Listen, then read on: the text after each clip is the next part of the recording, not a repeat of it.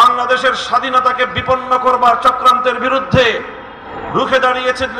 রুখে দাঁড়িয়েছিল যে শাপলা চত্বর, সেই শাপলার শত শহীদানের আজও পর্যন্ত রক্তের কোনো প্রতিবিধান করা হয়নি।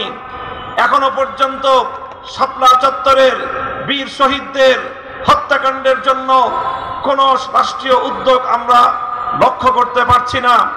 আমি স্পষ্ট ভাষায় দাবি করতে চাই, একটি স্বাধীন তদন্ত কমিশন গঠনের মধ্য দিয়ে শাপলা চত্বরের সকল হত্যাকাণ্ডের জন্য স্বৈরাচারী খুনি শেখ হাসিনা সহ তার শাপলার সকল সহযোগী খুনিদেরকে অতি দ্রুত আন্তর্জাতিক অপরাধ ট্রাইব্যুনালে মামলা দায়েরের মাধ্যমে বিচার ব্যবস্থা নিশ্চিত করতে হবে।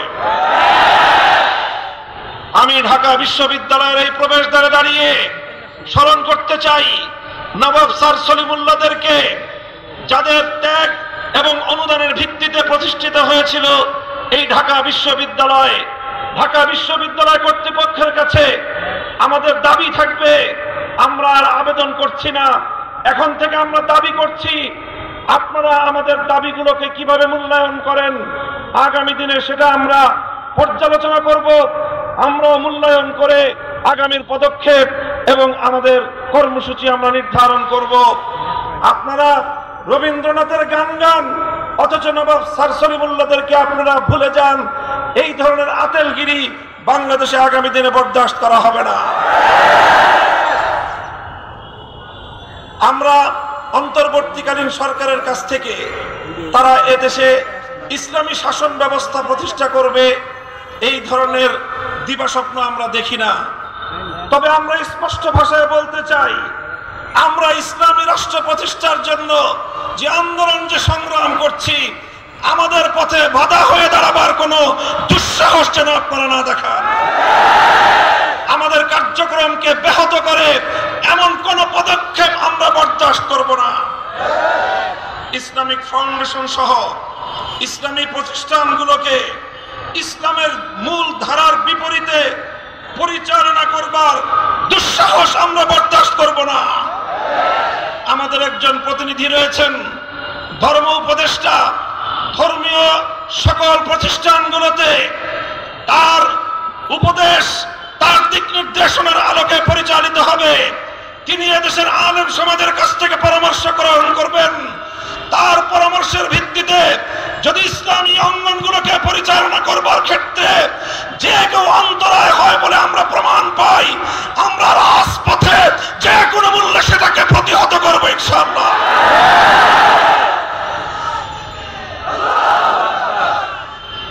আমরা পরিষ্কার ভাষায় বলতে চাই, শিক্ষা ব্যবস্থায় ইসলামের বিরুদ্ধাচরণের অশুভ ধারা বন্ধ করতে হবে। সকল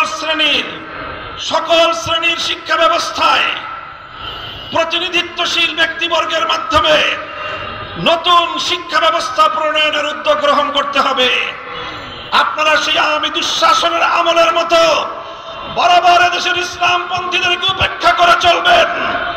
আমাদেরকে উপেক্ষা করার এই ধারা আমরা আর বেশি দিন চুপ করে বরদাস্ত করব না। শিক্ষা কমিশনে এদেশের সর্বজন কোন আলেম প্রতিনিধি অন্তর্ভুক্ত করতে হবে, না হয় ওই শিক্ষা কমিশনের কোন সুপারিশ আমরা মানব না। বৈষম্যহীন শিক্ষা ব্যবস্থা প্রতিষ্ঠার স্পষ্ট দাবি জানাই।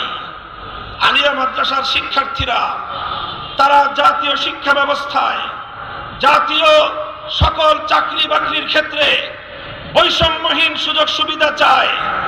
এক্ষেত্রে মেধার ভিত্তিতে সকলের জন্য সকল ব্যবস্থায় যত ধরনের বৈষম্যমূলক নীতি রয়েছে, বৈষম্যমূলক ব্যবস্থা এবং আইন রয়েছে, সেগুলোর বিলোপ করতে হবে।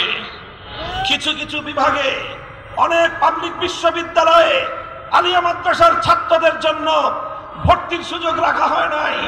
অনেক চাকরির ক্ষেত্রে বৈষম্য করা হয়। এই বৈষম্য আমরা আর কয়েকটা দিন দেখব, এরপরে আর দেখব না, প্রতিরোধ করব ইনশাআল্লাহ। আমাদের কওমি মাদ্রাসার ব্যাপারে আমরা তো চাকরি বাকরির কথা বলি না, তবে শুধু এতটুকু বলবো, কওমি আলেম সমাজ যেভাবে চায় সেইভাবে কওমি শিক্ষা ব্যবস্থাকে মূল্যায়ন করতে হবে। কওমি আলেম সমাজের কাছ থেকে দেশ গঠনে মেধা অনুযায়ী যথাযথভাবে রাষ্ট্রীয় সকল পর্যায়ে তাদের জন্য সেবা প্রদান করবার, কর্মসংস্থানের সুযোগ নিশ্চিত করতে হবে। সংগ্রামী সাথী ও বন্ধুগণ, উপনিবেশায়নের যে কথা আজকে আমরা বলছি, আমরা দেশটাকে কলোনি হিসেবে আর দেখতে চাই না। ব্রিটিশরা আমাদেরকে এক সময় কলোনি হিসেবে ব্যবহার করেছে। ভারত আমাদেরকে কলোনি হিসেবে ব্যবহার করবার জন্য তার সেবাদাসী শেখ হাসিনাকে বছরের পর বছর আমাদের কাঁধের উপর চাপিয়ে রাখবার অপচেষ্টা চালিয়েছে। এই অপচেষ্টার পরিণাম কি হয়েছে? ভারতকে এখান থেকে শিক্ষা গ্রহণ করবার জন্য আমি উদাত্ত আহ্বান জানাবো। আর কোনদিন যেন এই স্বাধীন বাংলাদেশে কোন সেবাদাস প্রতিষ্ঠার দুঃস্বপ্ন যেন ভারত না দেখে। অন্য সকল সাম্রাজ্যবাদী শক্তিদেরকে আমরা স্পষ্ট সতর্ক বার্তা দিয়ে দিতে চাই, বাংলাদেশ স্বাধীন হয়েছে, স্বাধীনভাবে পরিচালিত হবে। অন্য কোন সাম্রাজ্যবাদের সেবা